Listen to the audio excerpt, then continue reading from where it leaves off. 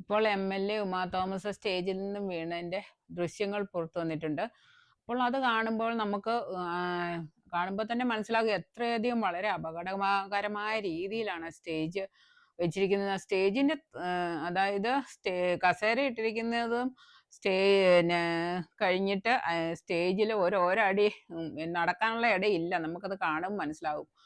ആ ഉമാ തോമസ് കസേരയിൽ ഇരുന്നതായിരുന്നു. എന്നിട്ടും പുള്ളിക്കാരി എന്തിനോ വേണ്ടിയിട്ട് എഴുന്നേറ്റ് ഇങ്ങനെ ഇങ്ങനെ അപ്പുറത്തോട്ടൊന്ന് മാറുകയും പുള്ളിക്കാരി താഴോട്ട് വീഴുകയും ചെയ്യുവാണ്. നമുക്ക് കണ്ടു കഴിഞ്ഞാൽ വളരെയധികം വിഷമം തോന്നും.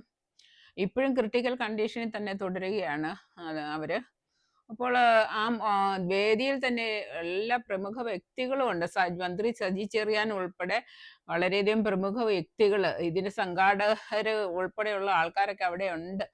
എന്നിട്ട് പോലും അത് ഒരു വിരോധാഭാസം എന്ന് പറയുന്നത് ഇവർ ഇത്രയും പൊക്കത്തിൽ താഴോട്ട് വീണിട്ടും ഇവരൊക്കെ ഒന്ന് താഴോട്ട് ഇറങ്ങി ഒന്ന് നോക്കാനോ അവരെ ഒന്ന് ഹോസ്പിറ്റലിൽ കൊണ്ടുപോകാനുള്ള സംവിധാനങ്ങളിൽ അതൊന്നും അവരെ ഇടപെട്ടതായിട്ട് നമുക്ക് കാണുന്നില്ല. അതൊരു വളരെയധികം ഇത്രയും മന്ത്രിയുണ്ട്, അങ്ങനെയുള്ള ആൾക്കാര് പ്രമുഖ വ്യക്തികളൊക്കെ ഉണ്ടെങ്കിൽ അവർ ഒരു അപകടം ഉണ്ടാകുമ്പോൾ അതിനോട് നല്ല രീതിയിലുള്ള ഒരു പ്രതികരണം കാണുന്നില്ല അല്ലെ? അങ്ങനെയാണോ ഇങ്ങനെയുള്ള മുതിർന്ന നേതാക്കളൊക്കെ ചെയ്യേണ്ടത്? അവരെല്ലാവർക്കും ഒരു മാതൃക കാണിച്ചു കൊടുക്കേണ്ടതല്ലേ? അപ്പൊ ഈ ഉമാ തോമസിനെ ഹോസ്പിറ്റലിലേക്ക് കൊണ്ടുപോയെങ്കിലും ബാക്കിയുള്ളവരൊക്കെ ആ സ്റ്റേജിൽ തന്നെ ഇരുന്ന് ഈ പരിപാടി കംപ്ലീറ്റ് ചെയ്യുകയാണ് ചെയ്തത്. അപ്പോൾ ഒരാളുടെ ജീവനേക്കാളും വലുതാണോ ഈ പരിപാടി? പരിപാടി കണ്ടിന്യൂ ചെയ്തോട്ടെ അവര്. പക്ഷെ നമ്മുടെ മറ്റൊരാൾക്ക് നമ്മുടെ കൺമുന്നിൽ നിന്ന് താഴോട്ട് വീണ ഒരാളാണ്. അവരുടെ ജീവന്റെ ഒരു പ്രമുഖ വ്യക്തിയാണ്. ജീവന്റെ വില നമ്മൾ മനസ്സിലാക്കണം. അപ്പൊ അതിന് വേണ്ടുന്ന കാര്യങ്ങൾ ചെയ്തു കൊടുക്കാനൊക്കെ ഇവരും കൂടെ മുന്നിട്ട് ഇറങ്ങേണ്ടതല്ലേ? അത് വന്നില്ലെന്നുള്ളതാണ് നമുക്ക് ഈ ദൃശ്യത്തിൽ നിന്ന് നമുക്ക് ശരിക്കും മനസ്സിലാകുന്നത്. അത് ഏതൊക്കെയാലും ഒരു വളരെ മോശകരമായ കാര്യമാണ് സംഭവിച്ചിരിക്കുന്നത് എന്നുള്ളത് നമുക്ക് പറയാതിരിക്കാൻ പറ്റില്ല. ഇപ്പോൾ വളരെയധികം സേഫ്റ്റി പ്രിക്കോഷൻസ് വളരെയധികം, അതായത് സുരക്ഷിതത്വം ഒട്ടും തന്നെ നോക്കാതെയുള്ള ഒരു ക്രമീകരണമാണ് അവിടെ സ്റ്റേജിൽ നടത്തിയിരുന്നത്. പക്ഷെ ഇവരൊക്കെ അവിടെ ഇരിക്കുമ്പോൾ ഇത് അപകടകരമാണെന്നുള്ള ഒരു ചിന്താഗതി അവർക്ക് തന്നെ വരേണ്ടതായിരുന്നു. അപ്പൊ ഇതിലെ നടക്കുന്ന ആൾക്കാരെ ഒന്നും അല്ലെങ്കിൽ അവര് വാക്കാൽ പറയെങ്കിലും ചെയ്യണമായിരുന്നു. അതിലെ അധികം നടക്കാതെ മാറി നിൽക്കാനെങ്കിലും പറയാനുള്ള ഒരു ബോധം ആർക്കും ഉണ്ടായില്ല. അതാണ് ഈ നടക്കുന്ന ആൾക്കാരും ശ്രദ്ധിക്കണം.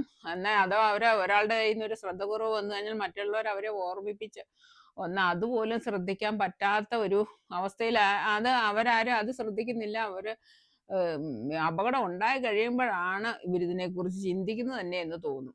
പക്ഷെ ഇങ്ങനെ ഈ സേഫ്റ്റി എല്ലാം നോക്കി എല്ലാം ക്രമീകരണം നടത്തുന്ന ഒരു പ്രോട്ടോകോൾ തന്നെയുള്ള ഒരു സ്ഥലത്ത് ഇപ്പൊ ഇങ്ങനെയുള്ള പ്രമുഖ ആൾക്കാരൊക്കെ ചെന്നിരിക്കുമ്പോൾ അവർക്ക് എന്തുകൊണ്ടാണ് ഇത് സേഫ് ആയിട്ടല്ല ഇതിന്റെ കാര്യങ്ങളൊന്നും നടന്നിരിക്കുന്നെന്നുള്ളത് മനസ്സിലാക്കാൻ പറ്റാത്തത് എന്നുള്ളത് നമ്മളെ അതിശയിപ്പിക്കുന്ന ഒരു കാര്യമാണ്. അപ്പൊ ഇതിനെ കുറിച്ചൊക്കെ അന്വേഷണങ്ങൾ നടക്കുന്നുണ്ട്. ഇതിന്റെ സംഘാടകരെയൊക്കെ അവർക്കെതിരെ കേസെടുത്തിട്ടുണ്ട്.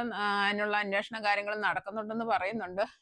എന്തായാലും ഇത് ഇങ്ങനെയുള്ള ഈ അശ്രദ്ധ വളരെ വളരെയധികം ഇറസ്പോൺസിബിൾ ആയിട്ടുള്ള ഇങ്ങനെയുള്ള കാര്യങ്ങൾ നടത്തിയവർക്കെതിരെ കർശനമായ നടപടികൾ എടുക്കുകയാണ് വേണ്ടത്. പക്ഷേ ഇതില് നമ്മൾക്കറിയാം സിനിമാ നടി ദിവ്യ ഉണ്ണി ആയിരുന്നു ഇതിന്റെ ഒരു പ്രമുഖ വ്യക്തി. പുള്ളിക്കാരുടെ മേൽനോട്ടത്തിലാണ്, പുള്ളിക്കാരുടെ നേതൃത്വത്തിലാണ് ഇത് സംഘടിപ്പിച്ചത്. ഒരു 12,000 ഡാൻസേഴ്സിനെ ഉൾപ്പെടുത്തിക്കൊണ്ടുള്ള ഒരു പരിപാടി. നമുക്കറിയാം ഈ ഇതിൽ പ്രമുഖമായിട്ട് ഉള്ള വ്യക്തികൾക്ക് മാത്രമേ ഒരു ഇമ്പോർട്ടൻസ് കൊടുക്കുക, അവരെ വീഡിയോ കാണിക്കുകയൊക്കെ ചെയ്തിട്ടുള്ളൂ. ബാക്കിയുള്ളവരൊക്കെ കൂടെ തന്നെ നിന്ന് ഡാൻസ് ചെയ്തെന്നുള്ള അല്ലാതെ അവർക്കൊരു മനസ്സിന്റെ സംതൃപ്തി വന്നെന്നുള്ളതല്ലാതെ വേറൊരു ഗുണം ആ ഡാൻസിന് പോയവർക്ക് ഉണ്ടായിട്ടില്ല. എന്നാൽ അവരുടെ നിന്ന് നല്ല തുക ചെലവാകുകയും ചെയ്തിട്ടുണ്ട്. അപ്പോൾ സാമ്പത്തികമായ ഒരു തിരിമറി വരെ നല്ല രീതിയിൽ നടന്നിട്ടുണ്ടെന്നുള്ളതാണ് ഇപ്പൊ പറയുന്നത്.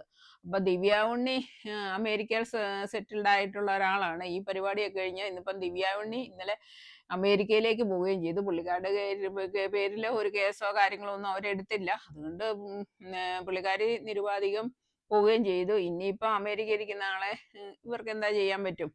ഒന്നും ചെയ്യുകയില്ല. പുള്ളിക്കാരുടെ കാര്യം കണ്ട് അങ്ങ് പോവുകയും ചെയ്തു.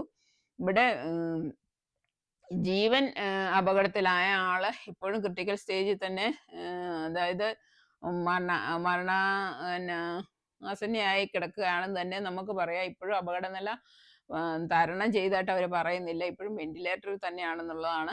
അപ്പോൾ ഇതൊക്കെ എന്താ, ഇതുപോലെ അശ്രദ്ധമായിട്ടുള്ള കാര്യങ്ങൾ ചെയ്തവർക്കെതിരെ, ജീവന് തന്നെ അപകടകരമായ കാര്യങ്ങൾ ചെയ്തവർക്കെതിരെ കർശനമായ നടപടികൾ എടുക്കുക.